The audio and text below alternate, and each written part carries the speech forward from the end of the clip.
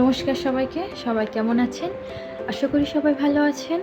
তিনিস ব্লগে চলে এসেছি আজকে একটা মিনি ব্লগ নিয়ে।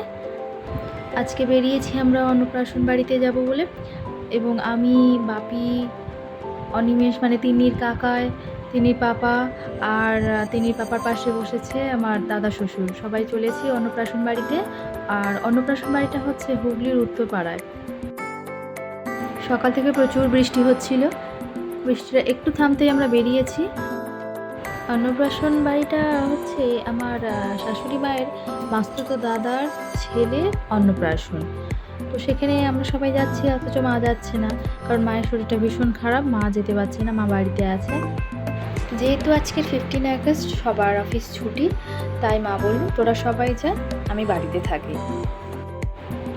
বেশ অনেকটাই রাস্তা, বাড়ি থেকে প্রায় 1 ঘন্টা 45 মিনিট মতো রাস্তা।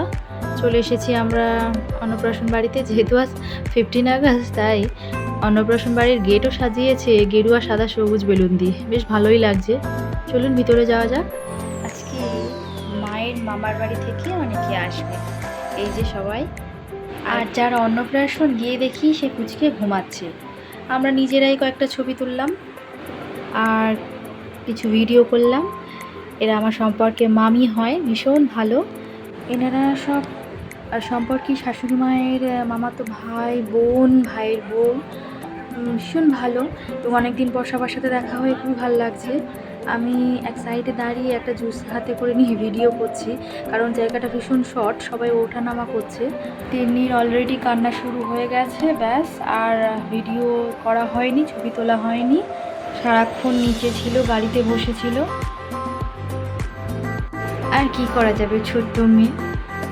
যার অন্নপ্রাশনে গিয়েছি সেও ঘুমিয়ে কাঁদতে কাঁদতে উঠে কয়েকটা ছবি তুলেছে, আর ছবি তোলেনি। আর আমার তিন্নিও ওপরে ওঠেনি। দাদু আর বাপি গিয়ে প্রথমে খেয়ে নিচে নেমে আসতে, তারপরে আমরা তিনজনে গিয়েছিলাম, কারণ ও একদমই আর ওপরে উঠতে চাইছিল না। কি আর করা যাবে, ছোট্ট মেয়ে। যাই হোক, মিনি ব্লগটা আজকের এখানেই শেষ করছি। সবাইকে টাটা, সবাই খুব ভালো থেকো।